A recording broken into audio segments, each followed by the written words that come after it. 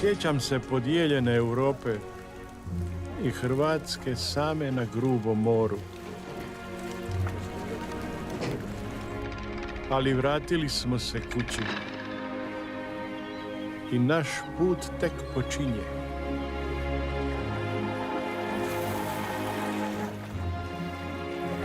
Svima će nam trebati brodovi kada more naraste do tu. Ali ja imam plan kako pomoći ljudima. Znate, kao Nikola Tesla.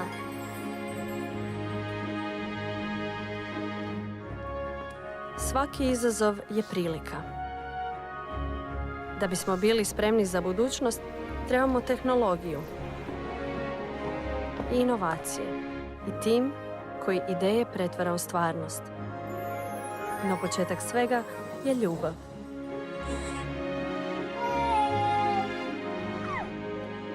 Nakon studija vratili smo se ovdje na Didov vinograd.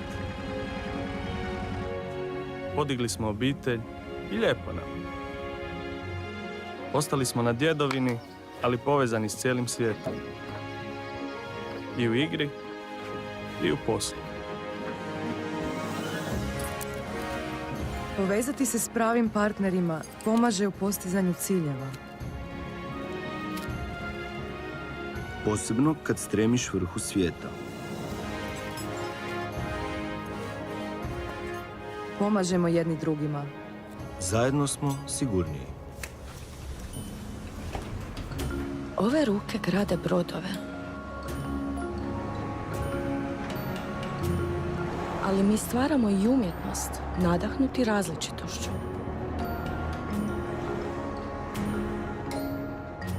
Stvarajući, otkrivamo tko smo ili tko nismo.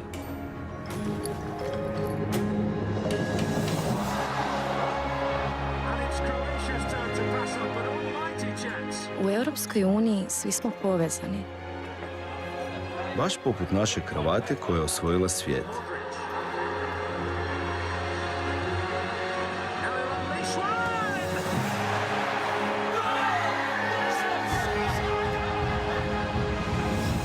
Kada zajedno igramo, zajedno pobjeđujemo. I slavimo poput obitelji. Mi smo Hrvatska. Mi smo Europa. Snažna Europa u svijetu punom izazova.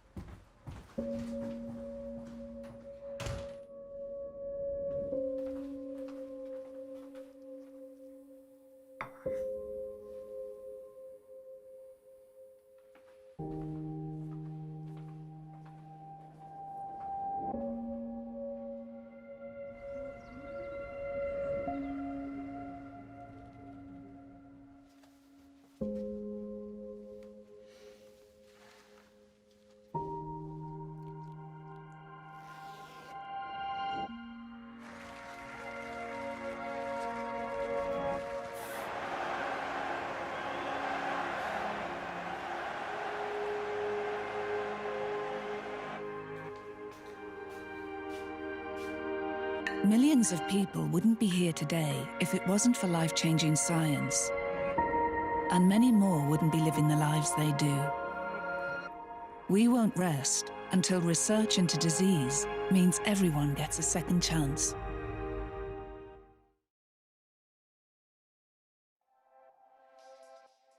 We have a vision for a healthier world. We can see a brighter tomorrow for all patients. Over the past 20 years, cancer deaths have fallen by 20%. And vaccinations are helping save between 2 and 3 million lives each year. Think about what we can do in the next 20 years. Europe is already a pioneer in medicines. In 2017, we invested 35 billion euros in this progress. We employ 750,000 people, but we want to do so much more. Let's become the world leader in medical R&D. Let's help fast-track new breakthrough therapies and direct more resources than ever towards research. Let's look forward to the future we are all striving for. We won't rest until we get there. Illness never sleeps. It grows, mutates, and causes pain and suffering. Illness never sleeps. So we can't take our foot off the pedal, because people fighting disease deserve the best chance to live. Illness never sleeps, so we need to deal with frustrations, setbacks, and the days when our efforts come to nothing. Illness never sleeps, but we know if we keep on pushing, breakthroughs will be made. Breakthroughs, like 2 out of 3 people with cancer now surviving for years and not months. Breakthroughs that have transformed HIV from a death sentence into a manageable disease. And future innovations that could stop Alzheimer's disease in its tracks. The finish line might never be reached, but it's what we have to aim for. And we won't rest until we've helped make the world a healthier place for everyone.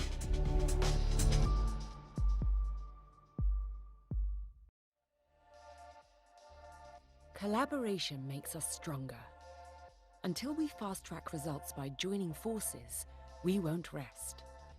That's what gets us amazing research results.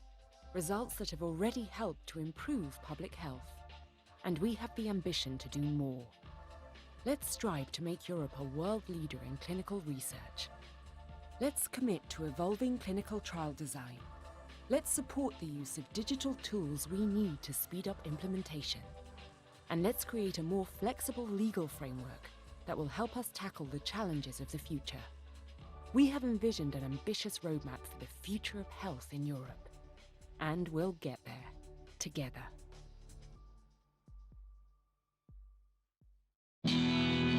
People 1, epilepsy nil. All because they connected through an online epilepsy community.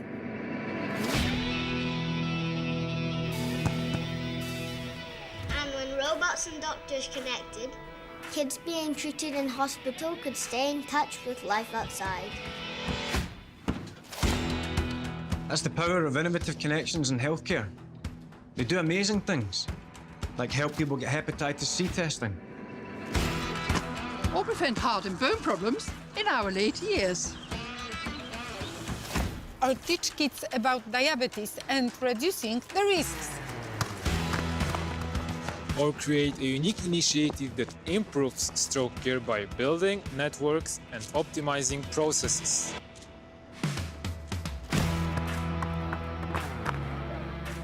Or let a cycling team show you that disease doesn't stop you in your tracks. Innovative connections can even create a Europe-wide health data network that's transforming lives. And by working together, we won't rest until everyone benefits. Because with teamwork, anything's possible.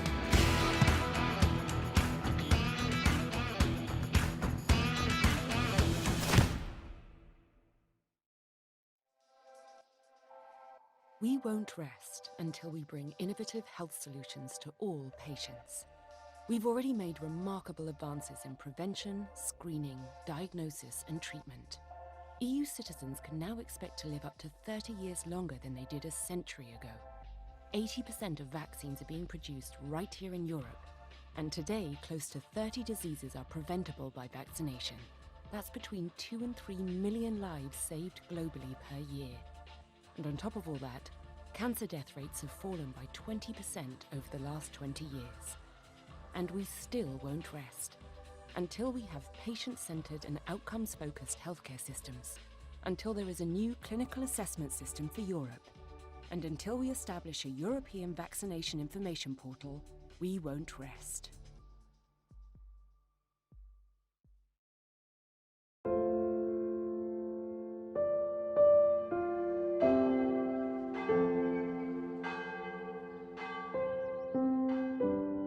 Memories of a city. Memories of the times when we roamed its streets. Free to explore, free to admire, to take a long coffee break, or just rush through it. Forgetting for a moment, this city was built to give us a chance to slow down and look at life from a different perspective. This video is made of memories of the city, before it went silent and still, before it was stunned by forces of nature. Just as people, cities too find their strength in the hardest of times. What makes them human shines now through the cracks, and their beauty is restored again, sealed with love. Times like these bring us together.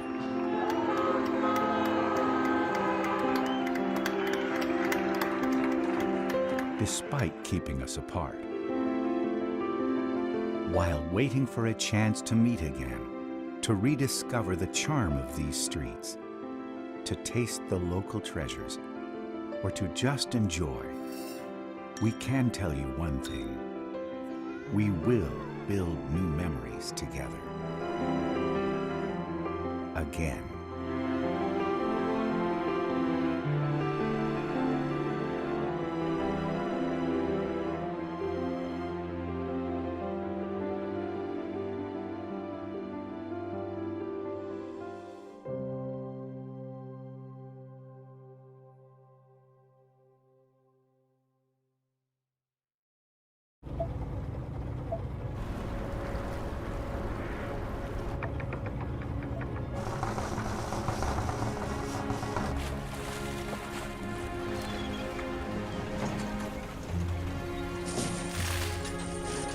Sjećam se podijeljene Europe i Hrvatske same na grubom moru.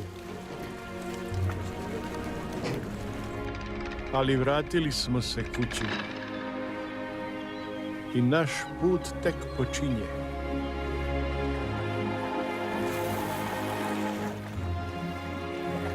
Svima će nam trebati brodovi kada more naraste do tu. Ali ja imam plan kako pomoći ljudima. Znate, kao Nikola Tesla.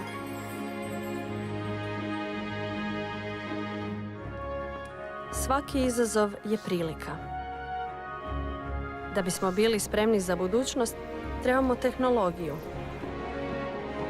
i inovacije i tim koji ideje pretvara u stvarnost. No početak svega je ljubav.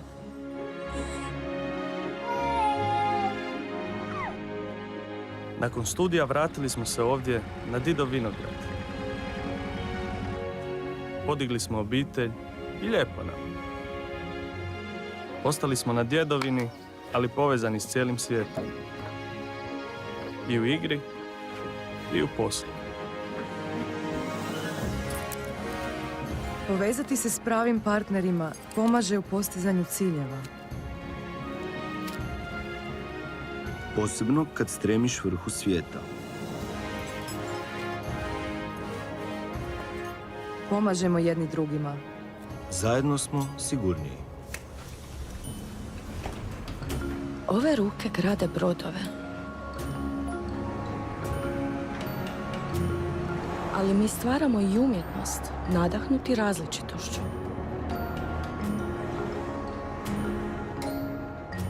Stvarajući, otkrivamo tko smo ili Tko nismo?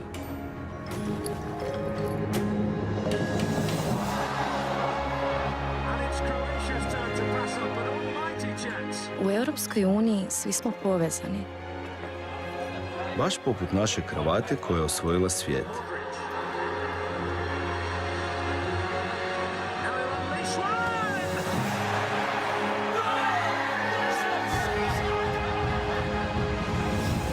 Kada zajedno igramo, zajedno pobjeđujemo. I slavimo poput obitelji. Mi smo Hrvatska. Mi smo Europa. Snažna Europa u svijetu punom izazova.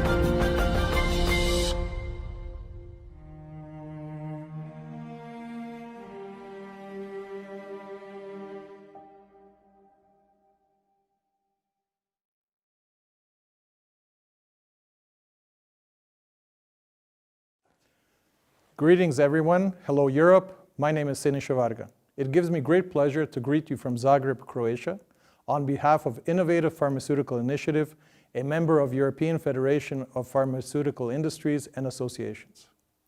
Although the original idea was to hold this conference on treatment outcomes, organized under the auspices of the Croatia's Presidency of the Council of the European Union, in one of Croatia's most beautiful buildings, the National Archives. However, a devastating earthquake and epidemiological measures forced us to move this meeting online. I would like to thank the Ministry of Health for the support and all of you who participate in this virtual conference. I am certain that the next 90 minutes will bring us closer to understanding the importance of treatment outcomes for the health of the European Union. The challenges we have faced over the past several months crystallized the main issues in health systems. However, they also opened up new possibilities and pointed to some of the solutions that have been discussed for a while. Monitoring treatment outcomes, the topic of this conference, is one of the tools that should play a crucial role in the improvement of healthcare systems and cost optimization, the latter being no less important.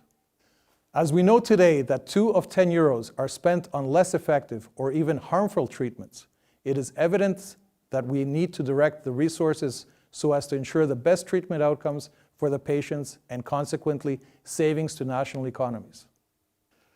Therefore, we have gathered today the leading European experts to help us understand the concept of treatment outcomes by using specific examples and to explain the effect that monitoring treatment outcomes already has on particular healthcare systems and what could and should be done to ensure such practices in all EU member states.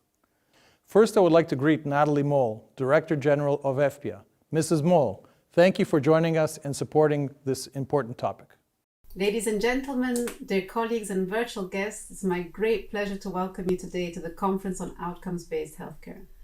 Even before the COVID-19 pandemic struck, we were already having a very lively debate in Europe on how to make our health systems both more patient-centered and focus on delivering the outcomes that matter for people and patients, as well as more sustainable on the long term. This strategic direction was very much set by the OECD health ministers in their statement on the next generation of health reforms in 2017 already. As Europe's economies have now come to a rapid halt due to the COVID-19 pandemic, healthcare has become one of the most important political topics, and now more than ever, we have the chance to rethink how we organize and finance our health systems for the future. The COVID-19 crisis has clearly shown us the value of having access to up-to-date and policy-relevant health data, which is comparable between care settings, regions, and countries. When we can't compare even the mortality rate between 2 countries because of different methodologies of data collection, we can't draw the necessary conclusions on how to best fight a pandemic. The same is true for all of healthcare, across disease areas, and in particular for the more granular health outcomes that are important for people and patients. When most patients live with one or even several chronic diseases or conditions, Outcomes, for example, relating to quality of life or ability to work, are so important to measure in a reliable and comparable way. Making our health systems more outcomes-based is one of the key strategies for realizing a more sustainable and healthier future for Europe. By measuring both outcomes and costs in a more holistic way across patient pathways, we can identify the healthcare interventions and solutions that bring the most benefit for patients. We will be able to identify which investments give the most value for money so that resources can be spent where they bring the most benefit to patients, health systems, and societies. By shifting resources from low to high value care, we can improve both the outcomes for patients and the sustainability of our systems. With the recent proposals from the European Commission of the Next Generation EU Recovery Instrument after COVID-19 and a new ambitious health programme, the EU for Health, the EU will have new and powerful instruments to help member states along this journey. How do we in practice move from a model where every euro spent goes towards producing the best outcomes? How can we measure outcomes in a standardized way across the system in order to make them comparable? Today's international virtual conference, organized under the patronage of the Croatian Presidency of the Council of the European Union, will host leading experts in the field of monitoring treatment outcomes and transforming health systems, and will try to reply to these and many more questions, such as how can member states and all stakeholders help the EU strive towards setting the golden standards of healthcare, to measure outcomes in the same way, to compare the results, and to help member states with lower results to improve their outcomes and reduce differences between countries in a way to ensure equality of all patients in Europe.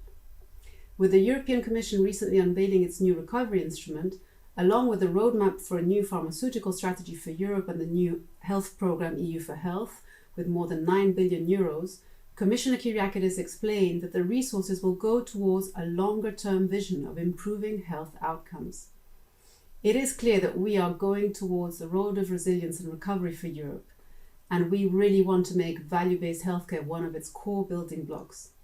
Before I finish, I'd like to take the opportunity to thank the organizers of this conference, the Innovative Pharmaceutical Initiative from Croatia, as well as the Croatian Ministry of Health, without whom this impressive lineup of speakers would not be possible.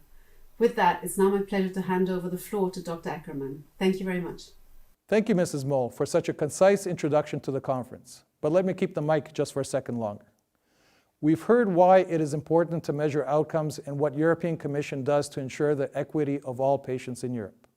For almost 10 years that this topic has been talked about, the discussion revolves around centralized databases, e-records, insurance data, and costs. However, one of the main indicators that is being increasingly highlighted is patient experience, namely patient-reported outcomes. In what way can patient feedback change some long-standing settled healthcare processes will be shown to us by Dr. Christina Ackerman, the world's leading expert on the development of outcome measurement systems. Dr. Ackerman, welcome and greetings from Zagreb. Good afternoon, Europe. I am very pleased to be able to virtually join the Treatment Outcomes Conference in Zagreb today.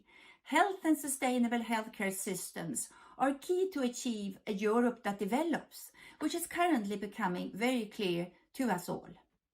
An OECD report on wasteful spending from 2017 suggests that about 1/5 of health spending could be channeled towards better use, and the numbers show that many patients are unnecessarily harmed at the point of care. It also points at the fact that many patients receive unnecessary care that makes no difference to their health outcomes, or that the same benefits could be provided by using fewer resources. People seek solutions that improve their health outcomes. Therefore, to put the focus on the patient and understand the unmet need or the unmet needs in patients with a certain medical condition, for example, cardiovascular disease, or in a segment of the population, for example, older persons, is key. We need to ask, what matters to you? To be clear, health outcomes are not structural metrics, not ticking a box that protocols or guidelines are followed, and not indicators like scores or surgical margins. It is not experience of care asking patient, how were we? Outcomes are the actual results of care, including clinical measures such as survival rates and the complications during treatment. However, the outcomes that matter most to patients are often how care affects their capabilities and quality of life. We therefore need to ask, how are you to fully cover all relevant health outcomes? Despite already collecting vast amounts of data, we to a large extent today lack such information. OECD has acknowledged the lack of outcomes in today's healthcare and been mandated by its health ministers to make patient-centeredness the new normal in healthcare. The most important next steps we can take to improve healthcare in our countries are to ask patients what matters most to them and to ask them to assess the results of their care. What happens when you do this is clearly shown in the following well-known example. Localized prostate cancer has a very good survival, but what is important when surviving? When asking the patients, 2 items stand out: to be able to live a life without diapers and to keep the sexual function. The graph shows a comparison between the average in Germany and the Martini Clinic in Hamburg, where the Martini Clinic has tracked these health outcomes in their patients for many years now and developed techniques to dramatically lower these risks.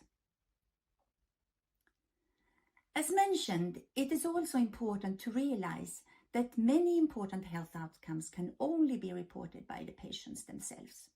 On this slide, you see an analysis of clinical outcomes and patient-reported outcomes from the Swedish Cataract Registry. In almost 10,000 patients, the vast majority, or 97.8%, showed clinical outcome improvement measured as improved vision. But 7.4% of these individuals reported being worse off in their daily activities than before treatment. How is this possible? When studying the results in further detail, it was found that the 7.4% were often old, many older than 90, and spent most of their time reading, doing handicraft, and other activities depending on the near vision.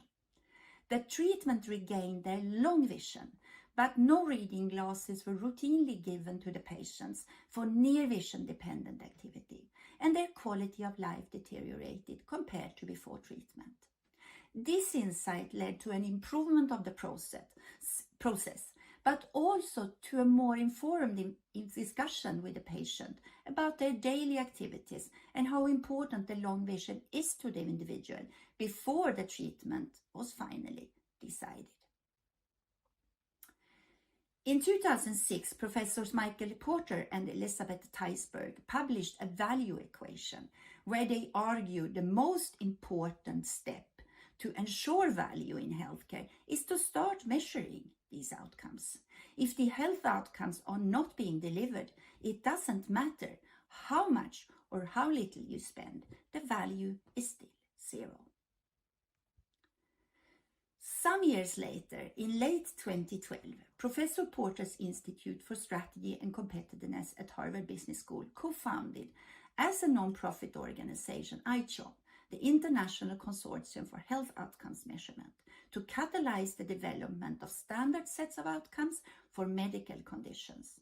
The sets should be defined around medical conditions, not specialties or procedures, and directly involve patients in defining the outcomes to ensure outcomes that matter most to patients.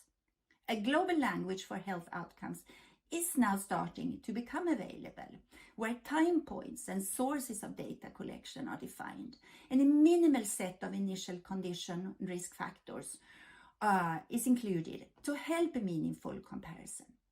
In this example that you can see on the slide, the standard set for breast cancer, you find survival, disease control, but also the disutility of care, such as reoperation due to positive margins and acute complications to treatment.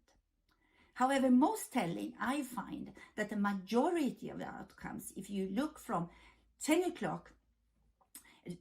o'clock to 10 o'clock in the set, are patient reported and they are focused on what matters most to the patient: pain, mental well-being, as well as physical well-being.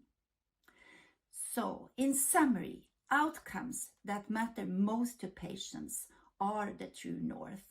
A systematic measurement of standard sets of outcomes by institutions around the world will enable global outcome comparisons and support healthcare professionals in identifying where the greatest outcomes are achieved, learning from processes supporting those outcomes, promoting dissemination of the best practices, and measurably improve outcomes that affect a patient's quality of life and dignity of death.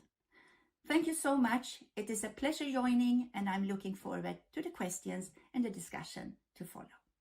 Thank you, Dr. Ackerman. We were pleased to hear your professional opinion. Our next speaker has over 40 years of experience in oncology, which makes him the best source of information for the analysis of cancer care in the European Union. Dr. Niels Wilking from the Karolinska Institute in Sweden is going to introduce us to the most recent data on cancer treatment and show us if inequalities in healthcare systems and outcomes are associated with burden of disease or with economic power of individual countries. Dr. Wilking, please. First of all, I'd like to thank the organizers for inviting me to this important session. My name is Niels Wilking. I'm Associate Professor, Medical Oncologist, affiliated to the Karolinska Institute in Stockholm. I'd like to present some data from a recent comparative report on cancer in Europe, and this is a collaboration in between different scientists: Thomas Hofmacher, Gunnar Brodvik, Peter Lindgren from IHE, Institute of Health Economics in Sweden, Christer Swedman, who's an oncologist, and Bengt Jönsson, who's a professor emeritus from the Stockholm School of Economics. This is a report that's available on the net. It was published in early 2020, and it summarizes data up until 2018. First of all, just a few remarks on trends of incidence and mortality in Europe. You can see here in the yellow line that mortality has increased some 20% over a period of time from 1995. And we can see if we extrapolate that the increase will continue. The incidence has increased more dramatically. The incidence has increased about 50% during the time period 95 to 2018. So that is quite different from the mortality increase of 20%.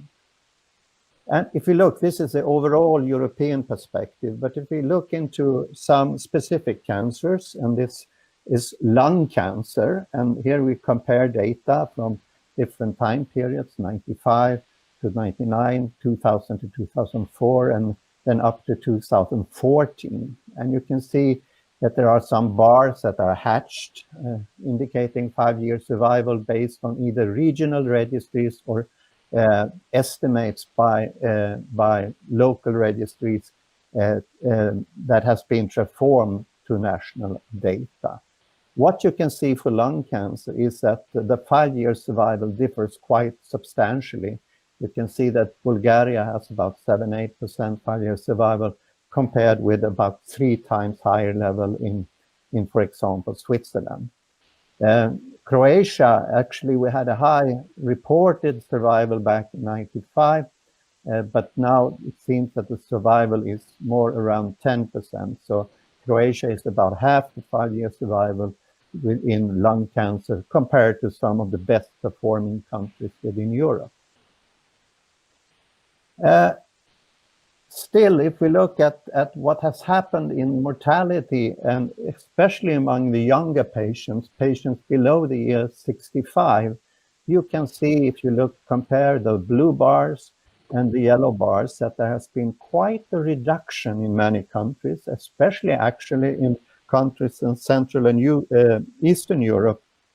You can see that Hungary, the blue bar, is substantially higher than the yellow bar. And you can also see in Croatia that the loss of life due to mortality among patients below the age of 64 has really decreased over time. So we're seeing some trends that reflect some kind of quite large improvement in cancer care.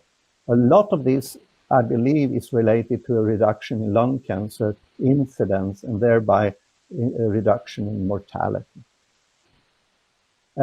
If we turn to the cost of cancer, here we compare the cost, what is spent in hospital for medication and what we call direct costs. And this is correlated to per capita spending. And here we look at data from 2018. We look at in what's been spent in euro or comparable currency, and then we adjust it for purchasing power, which means that some of the affluent countries will have comparable data to some of the countries with lower economic standard. Here you can see there is quite a dramatic difference with, let's say, Romania spending just over around 60 euros per capita, while, for example, in Switzerland, the spending is 5 to 6 times higher. Croatia is spending around 100, so Croatia is about a third of the top spending. That's about a third of the money in relation to spending on cancer per capita. So there are great differences in the money available for cancer care in different countries. Still, if we look on the total European picture, we can compare the direct cost in blue bars from 95 up until 2018. And you see that the direct cost for hospital, drugs, staffing, they have doubled. But in the yellow and the hatched yellow bar, we can see that the indirect costs have actually decreased. Not that very much, but around 15%. That is due to lower mortality rate, especially among patients below the age of 65. So we've seen an increase, doubling of direct costs, but a decrease of almost 20% in indirect costs. If we then look at cancer medicines, we can see that the spending over a 10-year period from 2008 to 2018, that has changed with a factor of about 2.5. So the spending 2018 is about 32 billion euros, and that's substantially higher than it was 10 years before. But still, if we look and compare different countries, you can see that the spending differs extremely. There are extreme variations in the spending in different countries, with some of the Eastern Central European countries having, less than 20 euros available for spending on cancer medicines per capita. Croatia is sort of a little bit in between with almost 40 euros per capita. But you can see, let's say, Austria, Switzerland, they are spending around 100 or even more than 100 euros per capita on cancer drugs. On the other hand, if we look at cancer medicines, they account a growing share of direct cost, which means that the share of direct cost for healthcare that goes to cancer drugs, that is very high in some countries, especially then in Central Eastern European countries. I told you there is not that much money available for cancer care, and the spending on cancer drugs have increased quite a lot. So in Bulgaria, in Hungary, and actually in Croatia, about 60% of all the budget for cancer care goes to cancer drugs, while the average in Europe is around 30%, and many of the affluent countries spend around 20% of the direct cost on cancer drugs. And we've compared some of the different kind of drugs that are being used in the field of cancer, and we can see then that if we divide Europe into 3 different tiers, where we have a per capita income, the lower tier represents mainly countries in Central Western Europe. The mid-tier is more affluent, big countries like France, Germany, Italy, Spain, UK. And the upper tier is northern Western European countries, including Sweden, for example. And here we compare spending on immuno-oncology drugs. There are PD-1, PD-L1, and CTLA-4 drugs. And you can see that the spending overall It's much higher in the more affluent upper tier countries compared to the lower tier countries. There are some outliers. You can see here with Slovenia as being quite a large spender, spending more than Spain and UK. And you can also see that Finland is also an extreme outlier in the upper tier. But on the average, there is very low uptake in almost all poorer countries. So if we look at this and try to conclude what we found in this report is, if we translate research into value for patients, there needs to be incentive for valuable medicines, but that needs to be linked to better outcome-based payment models. And we should encourage payers to implement innovative and timely pricing and reimbursement approaches. We need to have new approaches to pricing, valuation, and payments. And we think, my final slide here, that there is definitely a need for national cancer control programs, for national cancer plans, and I would also emphasize the need for a pan-European cancer plan. It needs to be comprehensive, from prevention to palliative care. It needs to be evidence-based, and there needs to be a financing plan linked to it. We also need to have national-wide population-based cancer registries with detailed information on diagnosis, but also detailed information on treatment given. That's the only way we can get forward in solving the dilemma with increasing money needed for cancer care and with limited budget. Thank you. Thank you, Dr. Wilking. You touched on one of the key topics, national and pan-European cancer plans, which will be talked about during the rest of the conference. One of the conclusions mentioned more than once so far is the concept of patient-centric model. And now we will be joined by one of the pioneers in personalized medicine in Europe, Dr. Marius Gianta from Bucharest, who is going to talk about the value of data for the sustainability of healthcare systems from the oncological point of view. Dr. Gianta, welcome. Thank you so much for the opportunity to create a bridge between the Romanian presidency of the EU Council in 2019 and the Croatian presidency of the EU Council this year, discussing about cancer data and the cancer data landscape and the value of cancer data in Europe. When it comes to the landscape of the cancer data, the picture is quite complex.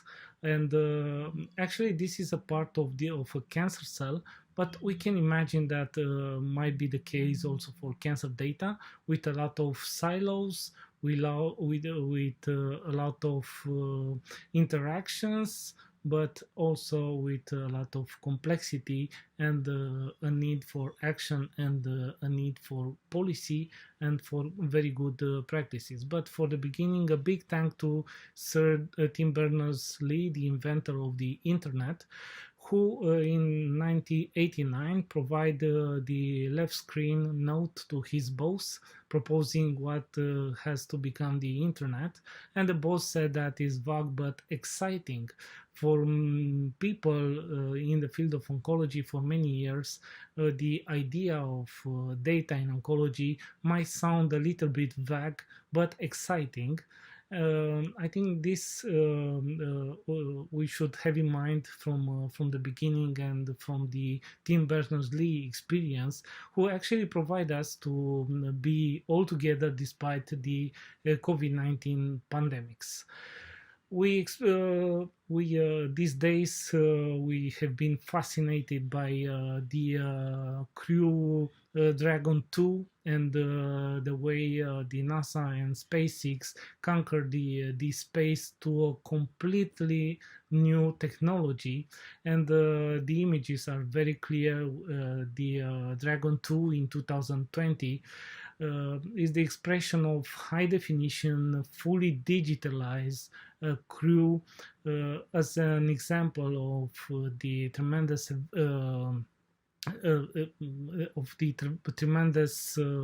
evolution from the analogic to digital.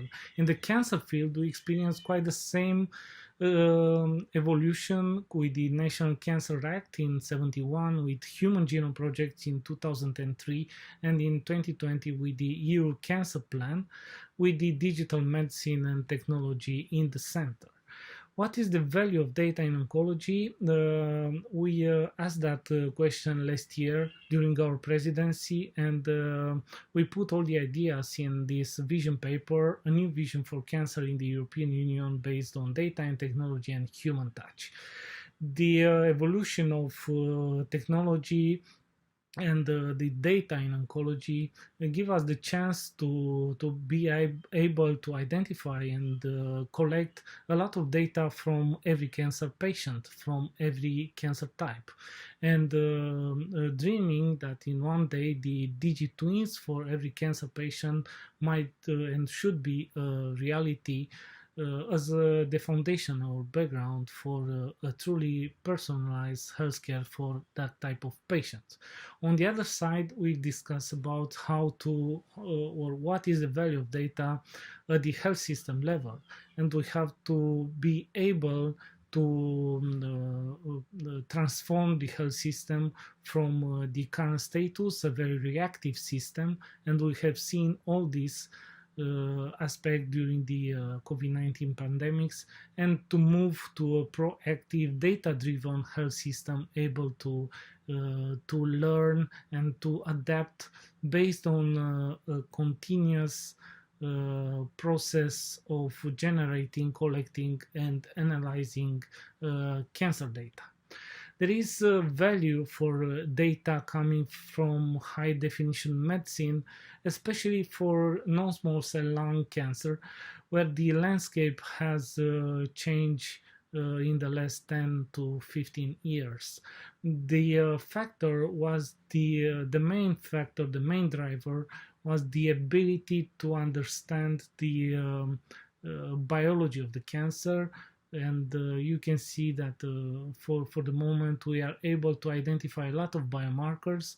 Well, most of them are actionable informations, and biomarkers are connected with different targeted therapies.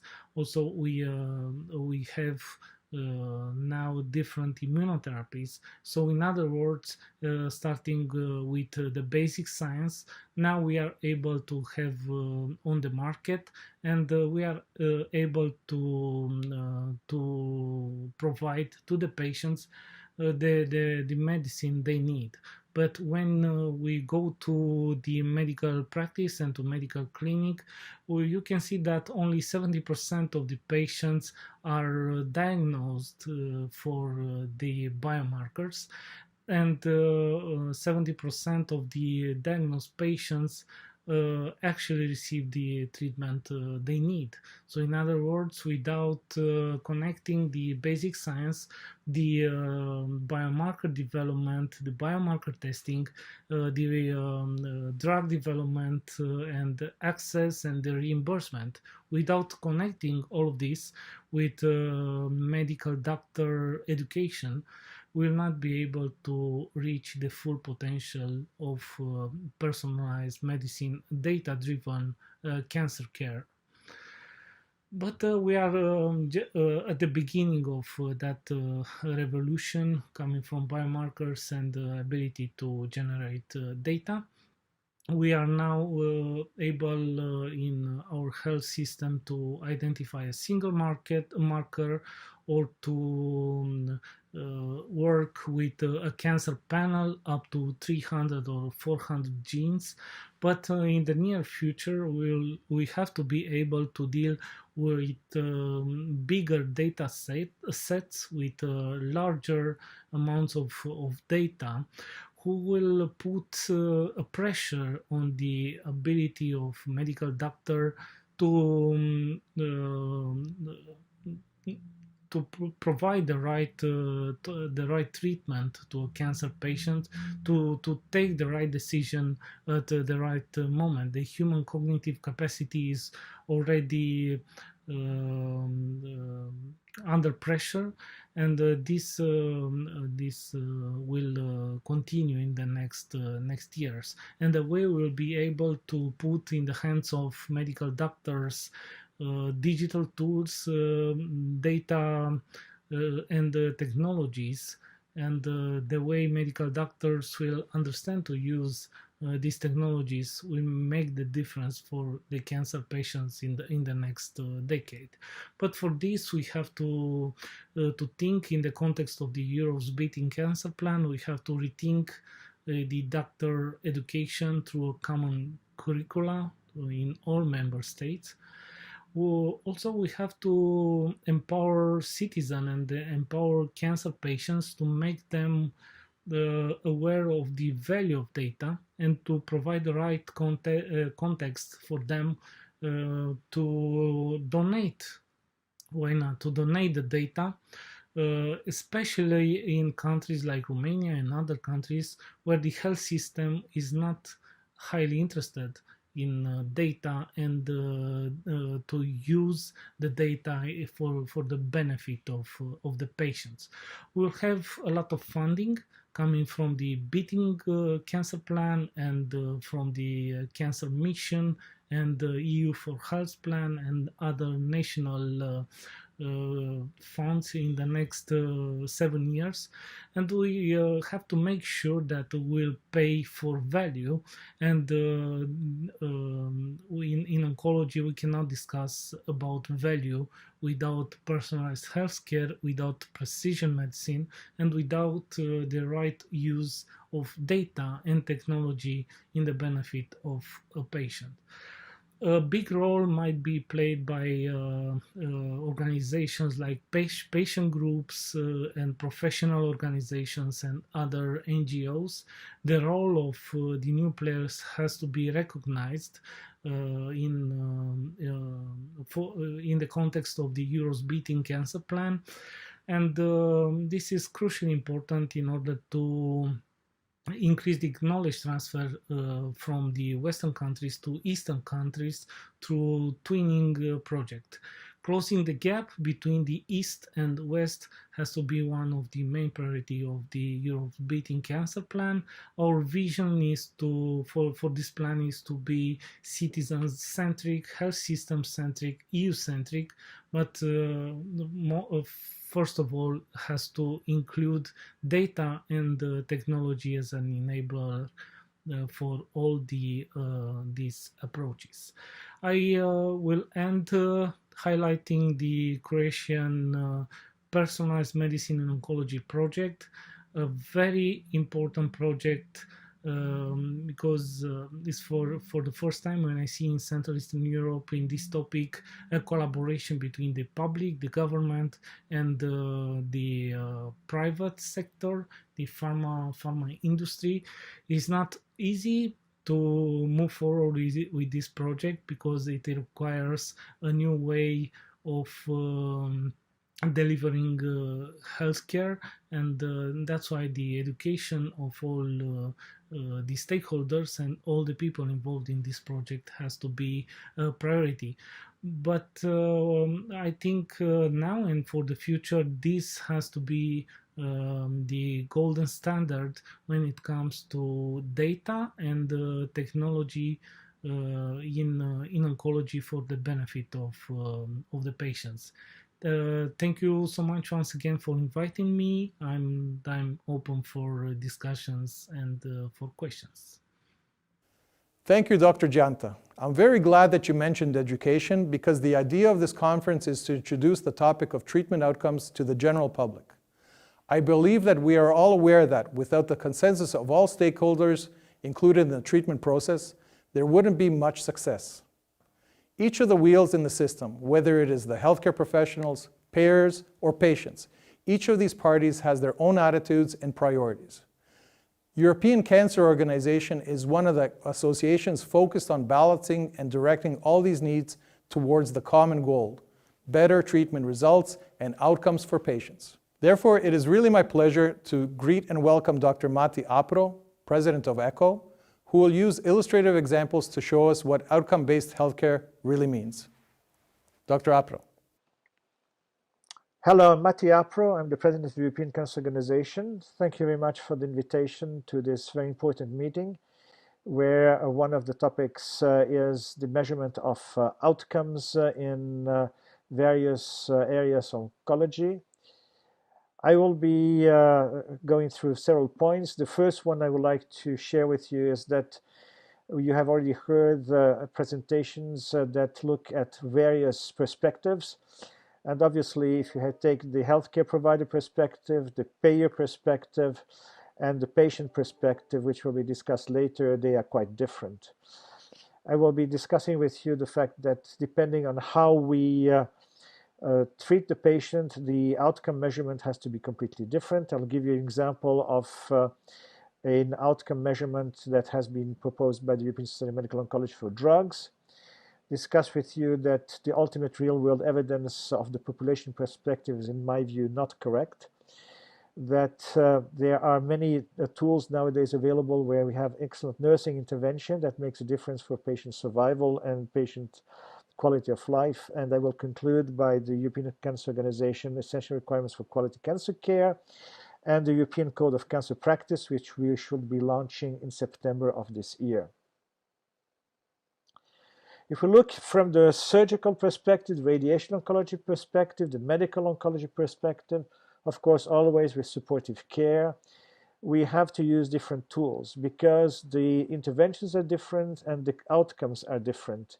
So we cannot have a universal outcome measurement for the specific areas, but of course, the final outcome, which is improving the patient's quality of life and if possible, patient survival is very important. Here's an example which is in the medical oncology field. We know that in order for a drug to be admitted for use, you have to go through an EMA recognition. This, however, is not enough. It just indicates to us that the drug is safe and has, within the terms of the registration authority, some activity. But we really have to evaluate what is the impact of the drug on the patient and what is the real clinical benefit.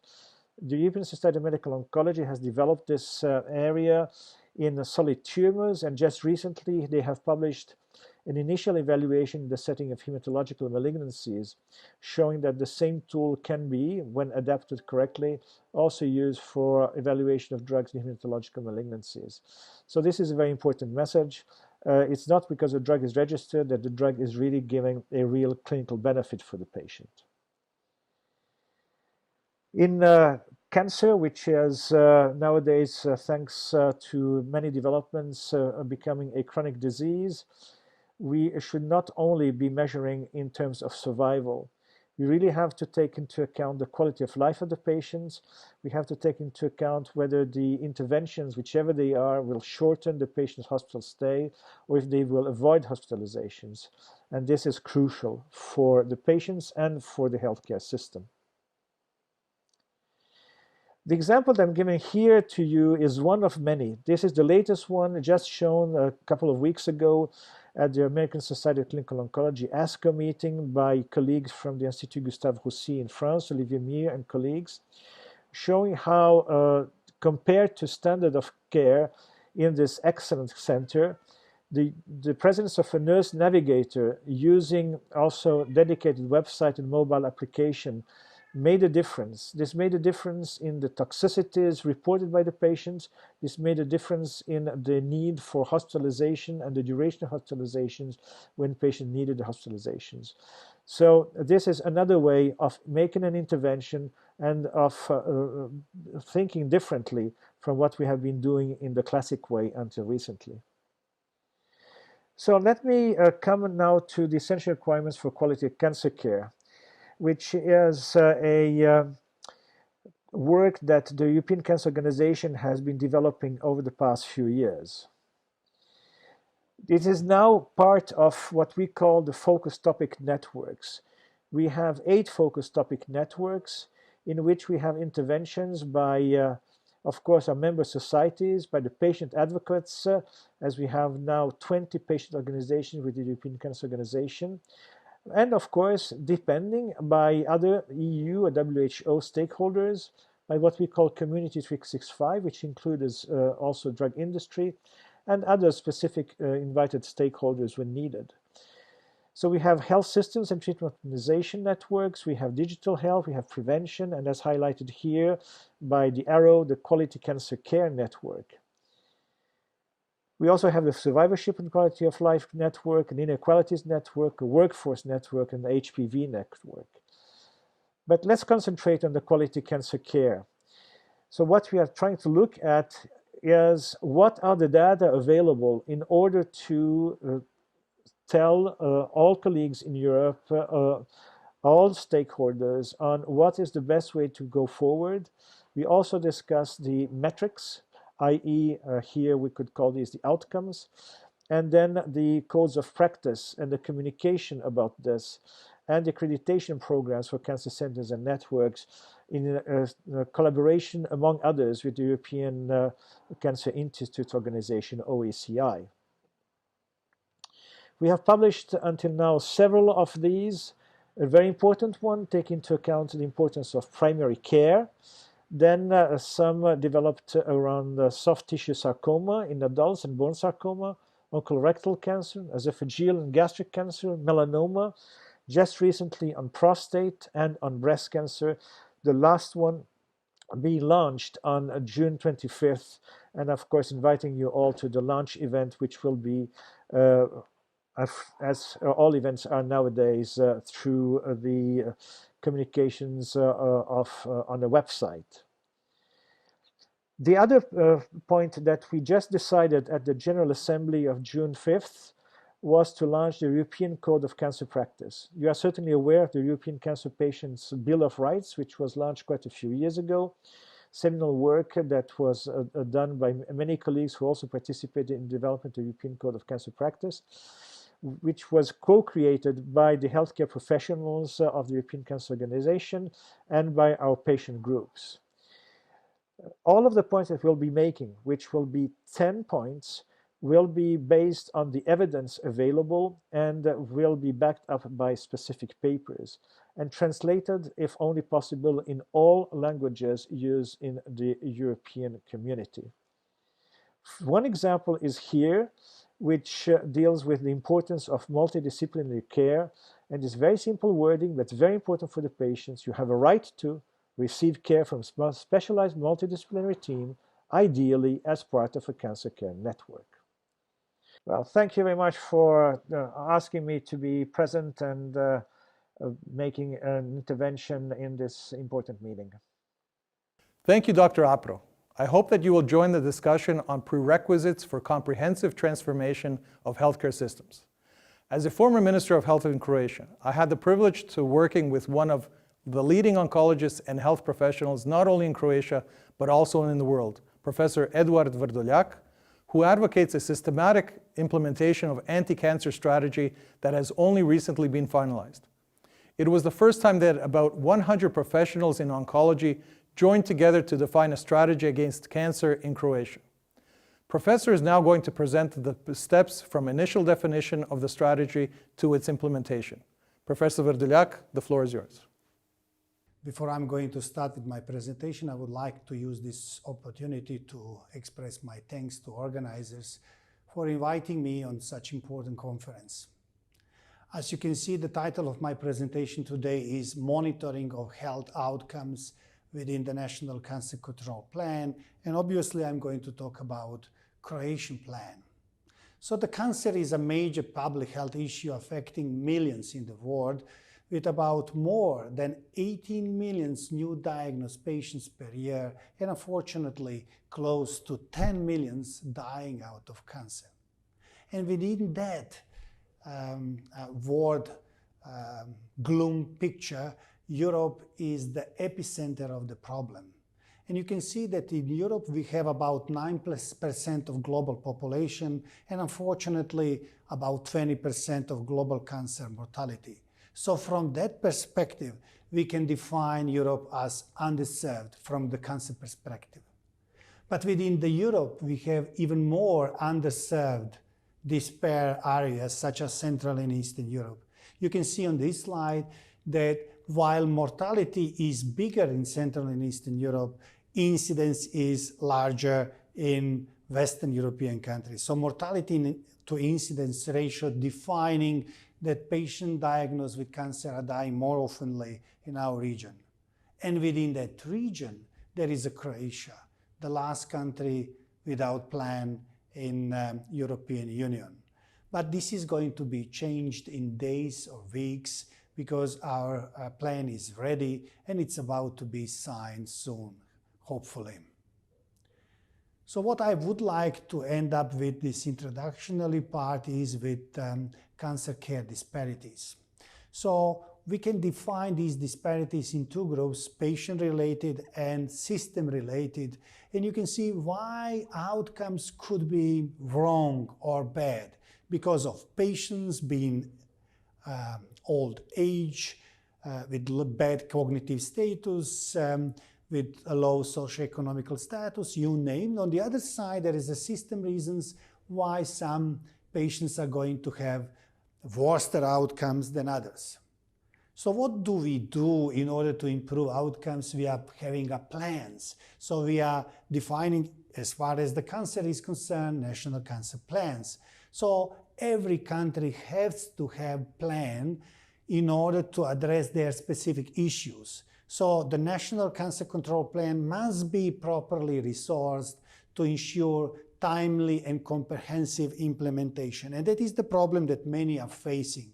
According to WHO, what is the National Cancer Control Plan is the program designed to reduce incidence and mortality of the cancer with good quality of life through systemic and equitable implementation of evidence-based measures or strategies, but making the best use of available resources. Every country is having different resources. So this is now the time to start to talk about Croatian National Plan that we have been working on last couple of years.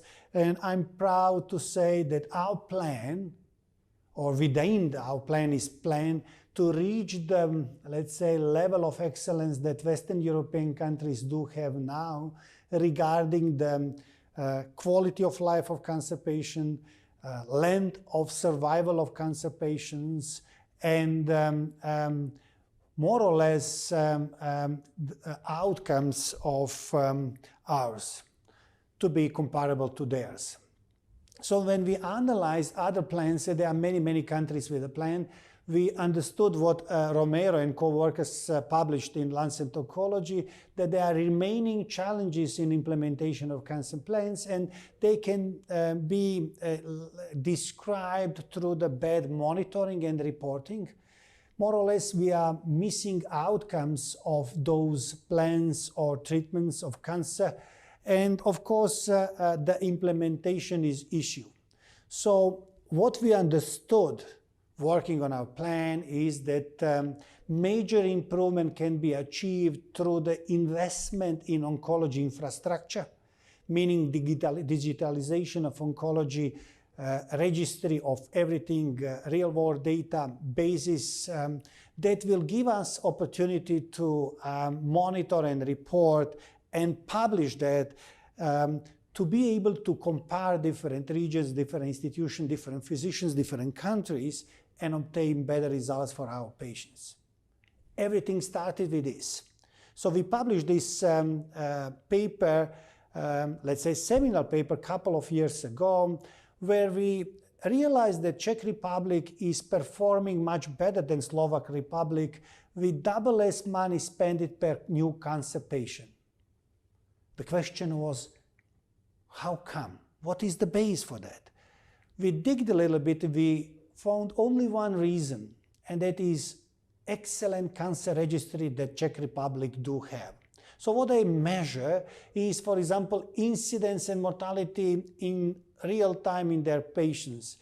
Main, let's say, trends in stage of cancer diagnosis. What they are measuring is impact of new drugs on overall survival and progression-free survival, 5-year survival rates in different institutions, or how good their general practitioners are in implementation of early detection programs. So finally, what is the idea is that in past, patient journey was without networking, monitoring, and reporting, and we, based on that, diagnosed patient late. We treated usually by location only. We did have challenge in access, and as a consequence, all knowledge that we generated were buried in the patient and in their physicians. Today, with the start of the implementation of digitalization or IT in the medicine, we are starting to diagnose our patient earlier. We are having more personalized care, and we can, of course, generate more data and knowledge together. But the future is going to be much brighter. We are going to see patient better. We are going to be able to address patient needs on much better way and have much better outcomes as well. So this is the future that I'm foreseeing in Croatian National Cancer Plan, but as well as in Europe. As I said earlier, Europe is very much underserved now, and I'm pretty much sure that we can together organize ourselves, join marriage between the oncology and IT in order to make Europe as a leader in quality control, reporting and monitoring of oncology outcomes in the world. Recently, even more recently, together with Mark Lawler and Richard Sullivan, I published this article about cancer and COVID. How do we manage cancer in the time of crisis? And what we have defined in that article is that one pandemic can induce another or can change outcomes on the worst if we will not define that or address that on the time. At that time, I tried to get results from Croatian Cancer Registry, and I was told that we cannot have the results sooner than about year to two, with delay of year to two. A couple of weeks after that article, this article was published from Netherlands, where they are showing that incidence or number of newly diagnosed cancer patients weekly dropped by 35% based on the lockdown measures induced in Netherlands. Most probably, I will say almost certainly, all other countries are facing similar problems. So what this is about is not only that we need to monitor and report outcomes, we need to monitor and report outcomes in real time today, especially in the time of crisis. So let me go back to the National Cancer Control Plan of Croatia. You can see NCCP in numbers, so many measures, stakeholders, objectives, groups, and it took us 3 years to finalize it, and I'm also using this opportunity to thank the foreign experts helping us to make it better. What is the specificity of Croatian National Cancer Control Plan is that we have, I'm sorry for this, we have specific issues defining the need of National Comprehensive Cancer Network first. So all Croatian oncology is going to be put in one network. We are going to have excellent quality control, reporting and monitoring. And we have one unique thing that no other plans do have, integrated NCCP cost effectiveness analysis. So why that cost effectiveness analysis? We believe, and our vision is that we should ensure that all measures proposed in the NCCP and their respective combined outcomes should lead to reasonable level of cost effectiveness from both the payer and societal perspectives. So what we are looking for is to change destiny of our patients. You can see on this slide that, for example, now in Croatia we have 60% probability of that of male diagnosed with cancer, while in the same time in Denmark we have just 31%, so double less than in our case. In our cost-effective analysis, in our pharmacoeconomical analysis of plan, we propose to spend 200 million euros within the 10-year span, and based on that expenditure we are going to save 5,300 persons not developing cancer, 7,000 patients are not going to die because of diagnosing cancer earlier and treating them better. Altogether, we are going to save 113,000 lives. Years of life, years of life. If you are declining or decreasing that number by a QALY factor of 30%, you will end up with 88,000 years of QALY, perfect QALY. and cost per quality gain will be just 1,345 euros. So if we are going to underestimate outcomes and overestimate cost per quality, you will end up with less than 2,000 euros per quality, meaning that we are much less than WHO is recommending, and that is less than 38,000 euros per quality. So to end up with is, we are a small country, but small countries can do big things, and all of you do understand that and know that these guys believed in themselves and they did miracle on the last World Championship. On the other side, I believe that we can do same in the National Cancer Control Plan, and that we can show that we can do it, and that we should never ever give up because we are doing such a great thing. So once again, thank you for listening and wish you all best. I agree, Professor. We really have proven more than once that when we join together as people, we can do incredible things. All the reasons more to believe that your plan may be realized and that it will be recognized by stakeholders whose support is essential for the creation of outcome-based system. Thank you for your participation, Professor Vrdoljak, and warm regards to the city of Split from the city of Zagreb. Please let me remind you that the materials from today's conference, including the videos, may be found online at treatmentoutcomes.eu and at ishodilečenja.hr. After the conference, the goal is to make this platform the central source of education and information on the importance of outcome monitoring, and I thank all of the participants and future collaborators for sharing their ample knowledge with us and the general public. All conference participants whose lectures and presentations we've heard pointed out that the patients should be at the center of the new healthcare system.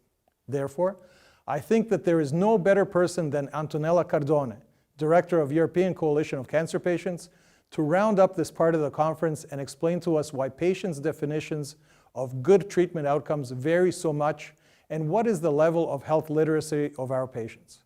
Mrs. Cardone, thank you for joining us on this treatment outcome conference. Hello all, and welcome to the new normal. I wish we could all be sitting together in a conference room in the beautiful city of Zagreb, while here I am speaking to people across Europe sitting at home in it. My contribution to the discussion today is on the relevance of patient centricity to improve healthcare outcomes. We have heard a lot about the relevance of monitoring and measuring health outcomes, especially in oncology, as despite all the improvements in diagnostics and the treatments, the global burden of cancer is expected to increase, and the number of new cases is projected to reach 22.2 million by 2030. Unfortunately, the increase of new cancer cases will also increase disparities across Europe if healthcare systems do not dedicate the necessary resources on one side, and on the other side, the value of cancer care treatments is not optimized.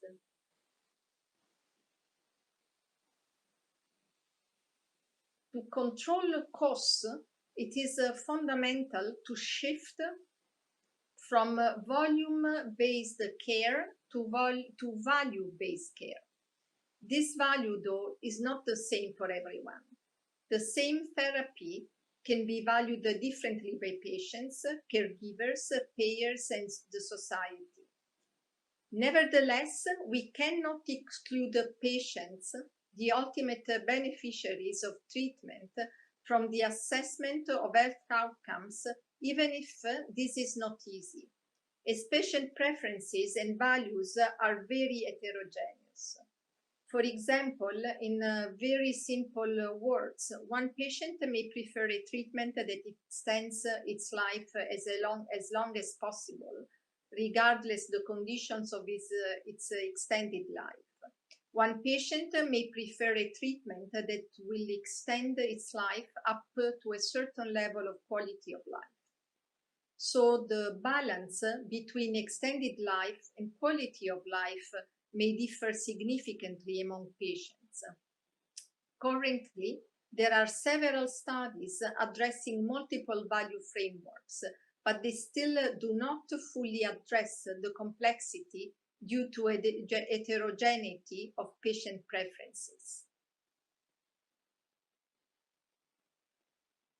Another fundamental issue linked to patient preferences is that of health literacy and access to information. A patient can express a preference only if it can follow the conversation with the healthcare provider. So health literacy is a big challenge, as it's the basis for a patient to express a preference or to report on health outcomes. But only around 50% of Europeans have an adequate level of health literacy. Strengthening health literacy had been shown to build individual and community resilience, help address health inequalities, and improve health well-being. Health literacy is essential for equity, quality, and efficiency of patient-centered healthcare systems.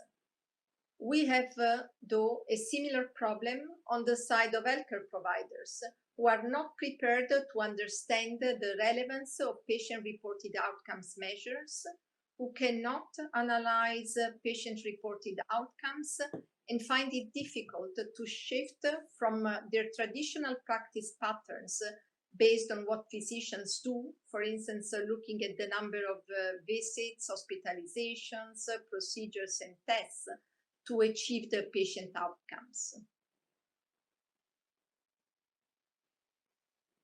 Only a well-informed and self-confident patient can express its treatment preference and report on healthcare outcomes. Among outcomes reported by patients, we can list several, like emotional support, empathy and respect, attention to physical and environmental needs, competence, efficiency, patient involvement in decisions and respect for preferences, time to care, availability and accessibility, information or fast access to reliable health advice and communication, effective treatment delivered by trusted professionals, continuity of care and smooth transition, involvement of and support for family and carers, clear, comprehensible information and support for healthcare. To conclude, there is research indicating that patient-centered approaches are associated with better clinical outcomes and improved cost effectiveness. Additionally, a global people-centered strategy would help to achieve universal health coverage, improved access to care, improved health and clinical outcomes, better health literacy and self-care, increased satisfaction with care, improved job satisfaction, improved efficiency of services, and reduced overall costs. Thank you. Antonella, thank you so much for this valuable perspective. Since we're moving on to the discussion part of the conference, before we do that, I'd like to ask you, which challenges and opportunities do you see from the patient side when it comes to data? Data feed research, which is the basis to improve cancer diagnostics and treatments. And furthermore, data feed artificial intelligence, which plays an integral role in our daily life as citizens before we become patients. In oncology, large data sets are a natural partner to precision medicine to better diagnosis, predict patient outcomes, and tailor management. Today, a machine is able to identify malignant lesions in case of skin cancer with a higher sensitivity and specificity than 21 certified dermatologists. A machine can automatically detect polyps during colonoscopy with a 94% sensitivity. Artificial intelligence use can predict cancer treatment and radiotherapy toxicity or the likelihood of a failure of a clinical trial, or cancer cell sensitivity to therapeutics or side effects of polypharmacy combinations. So this is the opportunity patients see in the proper use of data. The challenge linked with the data is due to ownership of data and the appropriate use of the data. Marius, you mentioned the European Beating Cancer Plan. What are the prerequisites for the implementation of such a strategy? As I mentioned, we have to make sure that the Europe Beating Cancer Plan will put in the center the citizen and the cancer patient. There is a challenge coming from the old habits and the way health systems are dealing with the cancer patients, especially in Central Eastern Europe. The health systems are not so interested to provide a data-driven approach when it comes to cancer. And the EU Cancer Plan has to put in place policies and to democratize the access of the patient, of a cancer patient, to the data, and to empower them to contribute with data in a centralized European cancer data hub, without the involvement of the health system from the country a patient belongs to. We have to identify the right policies and the right frame of action, the right incentives and the reimbursement models to put this in place.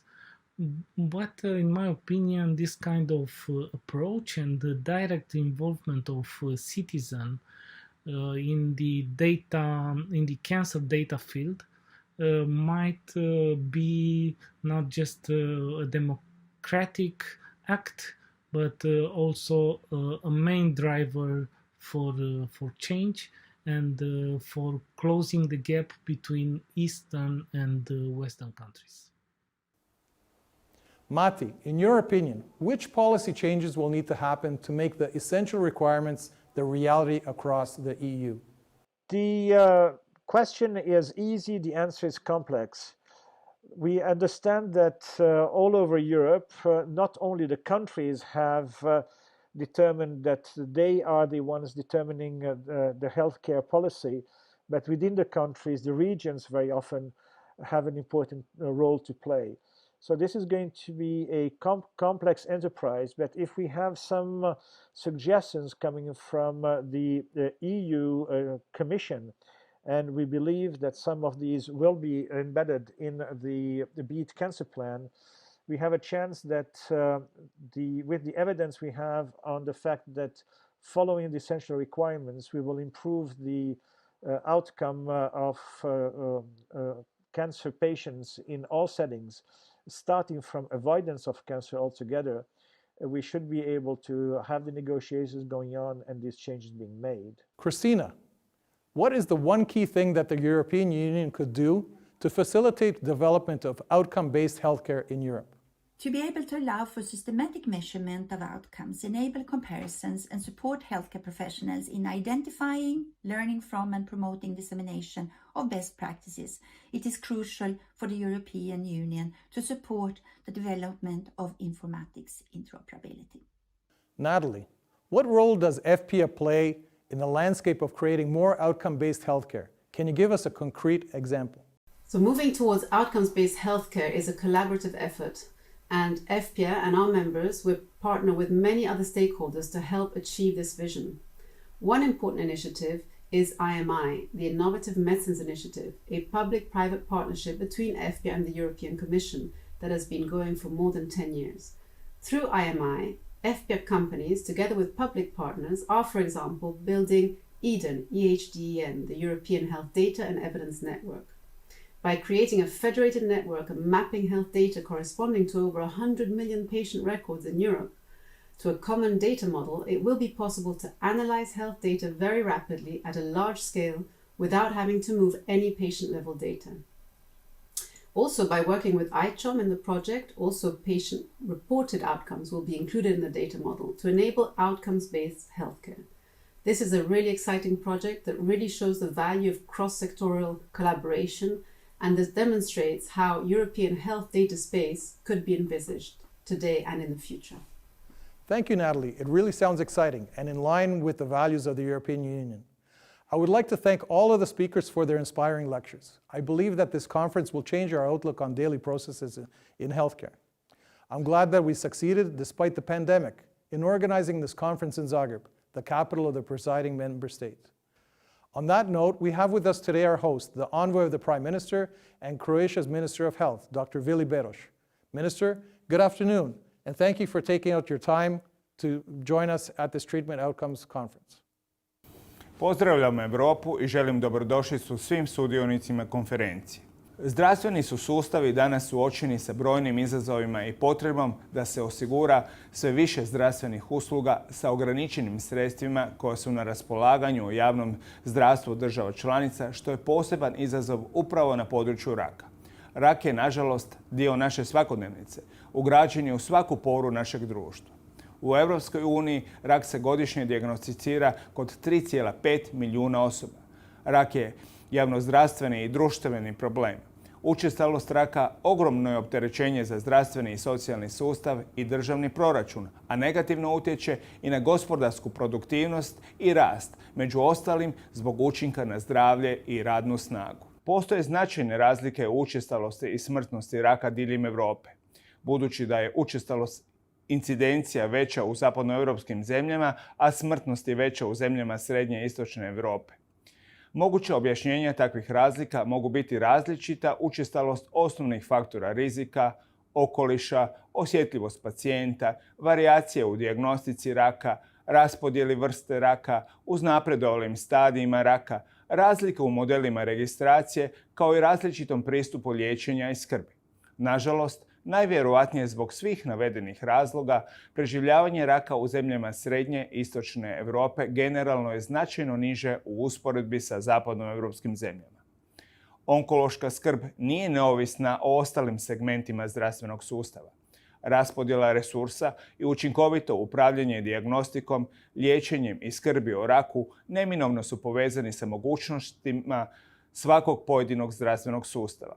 S druge strane, eksponencijalni napredak znanosti tijekom zadnjih 10 godina značajno je unaprijedio i doveo do promjena u liječenju raka, poglavito na polju personalizirane medicine i imuno-onkologije, što je dovelo do značajno boljih ishoda liječenja pacijenata, čak i onih sa metastatskom bolesti. Razumijevanje etiologije, biologije, patofiziologije i liječenja raka proizilaze iz rezultata biomedicinskih istraživanja, kako bazičnih znanosti, tako i ispitivanja u kliničkim uvjetima, ali također i u redovitoj kliničkoj praksi. Istraživanja raka na svim razinama predstavljaju neophodnu stepenicu za daljnje poboljšanje ishoda liječenja, što zahtijeva veliko medicinsko znanje, stručno znanje o planiranju i provođenju kliničkih ispitivanja, opremljenost i značajne ljudske i financijske resurse.